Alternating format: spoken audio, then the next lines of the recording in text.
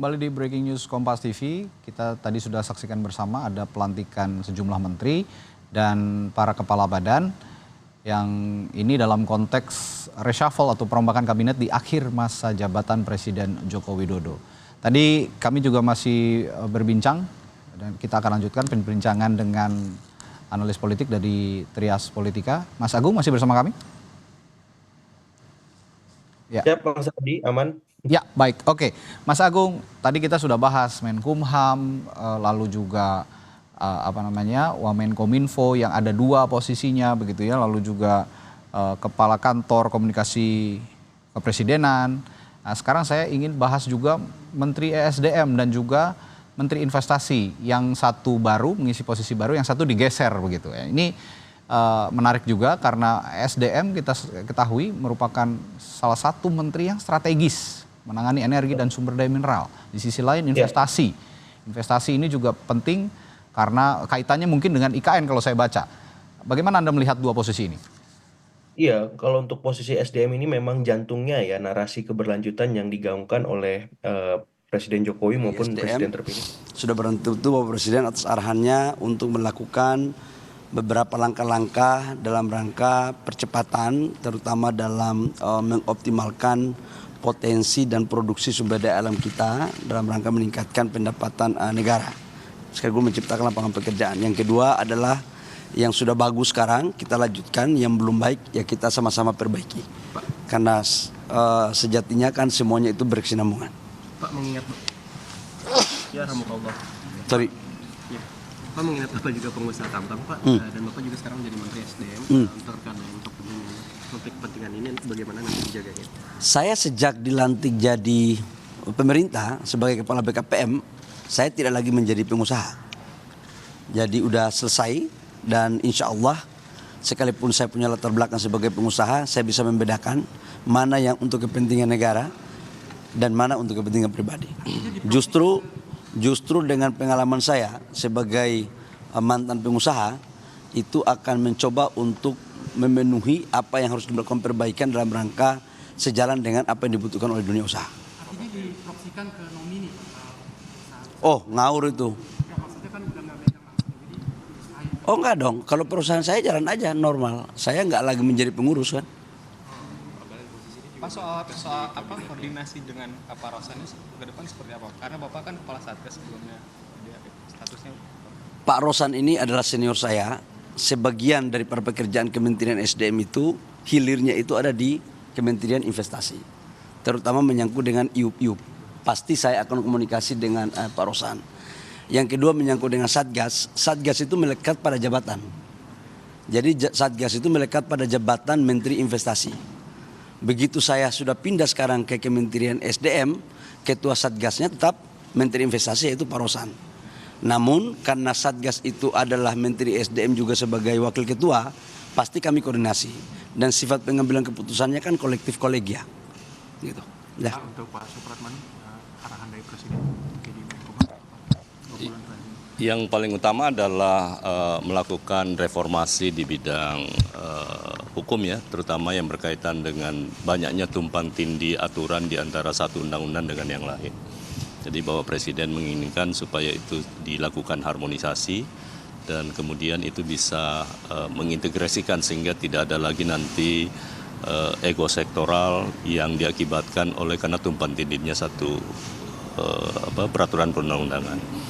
Yang kedua, tadi pagi kami juga setelah bertemu dengan Bapak Prabowo, Presiden terpilih, beliau memesankan kepada kami untuk menjaga Republik ini.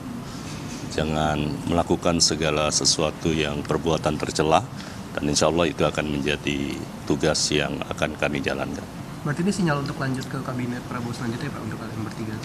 Bukan, karena saya sebagai kader Gerindra tentu wajib untuk sowan kepada beliau meminta izin doa restu dan tadi pagi kami diterima dan beliau hanya memesan itu kepada kami. Apakah akan melakukan bersih-bersih atau merombak di jajaran Kumham sendiri? Semua yang baik pasti tidak mungkin kita bisa, ini kan ada sebuah birokrasi ya, jadi apa yang baik ya tetap kita lanjutkan, yang tidak baik kita sempurnakan. Pak Prabowo nggak hadir di pelantikan tadi, alasannya apa?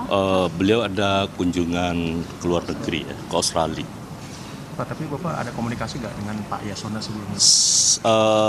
Saya berteman baik dengan Pak Yasona dan semalam kami juga kontak dan saya sampaikan bahwa tentu tidak mungkin seketika semua kita rubah dan lain-lain sebagainya.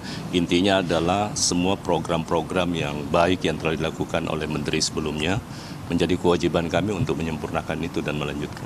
Pak, ada kekhawatiran ini terkait dengan karena kepentingan politik karena digantikan oleh menteri dari PDIP. Kalau Bapak menjawabnya gimana, Pak? Nggak ada masalah kalau soal itu kan kewenangan hak prerogatif presiden ya. Jadi tidak ada sama sekali dikotomi antara partai pemerintah atau yang lain-lain. Yang jelas presiden memberi kepercayaan, tugas saya untuk melaksanakan tugas itu. Pak Supratman, bagaimana komisi Bapak mengenai apabila ada partai politik dengan partai politik, apakah Bapak, bagaimana komunikasi Bapak, apakah akan cawe-cawe atau bagaimana ke depannya? Intinya semua harus kita lakukan secara objektif.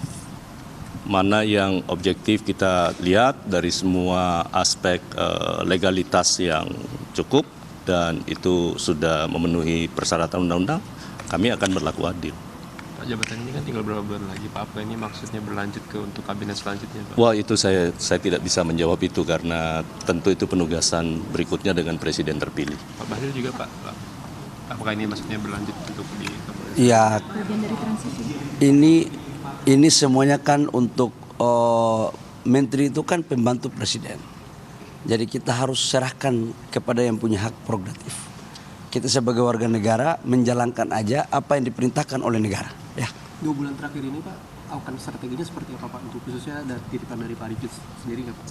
Saya pasti habis ini saya akan komunikasi sama Pak Arifin karena saya sama beliau kan hubungan abang ade. Komunikasi kami kan sangat baik sekali. Jadi pasti yang sudah bagus saya akan lanjutkan. Kemudian saya akan tanyakan apa-apa yang menjadi PR yang harus saya selesaikan. Jadi bukan berarti ada pejabat baru masuk kemudian merombak kebijakan, nggak boleh. Yang sudah bagus kita lanjutkan.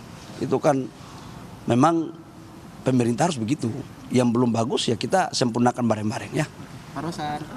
Nah, ini yang paling Yang tinggal 2 bulan, Pak, apakah akan efektif bekerja, Pak? Karena sisanya hanya 2 bulan untuk pada Bapak. Apakah saya yakin semua pasti punya strategi ya.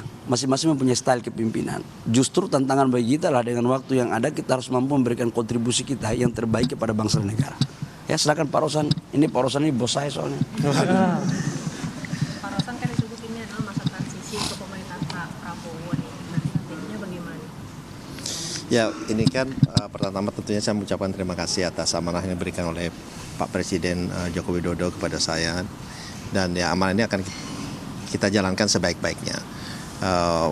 Untuk sisa waktu 2 bulan ini ya kita berikan yang terbaik dan karena kebetulan juga Menteri Investasi sebelumnya adalah udah seperti ini adik saya sebetulnya, jadi kita komunikasinya sangat baik dan kemarin malam kita sudah mulai bicara dan untuk supaya handovernya, supaya perpindahan itu berjalan dengan baik, berjalan dengan mulus karena program-program yang sudah dicanangkan ini harus kita selesaikan dan pencapaian-pencapaian yang sudah sangat luar biasa yang dilakukan oleh Pak Menteri Bahlil ini ya kita akan teruskan dan tentunya akan kita sempurnakan sehingga target-target yang sudah dicanang ini bisa dilaksanakan dengan baik.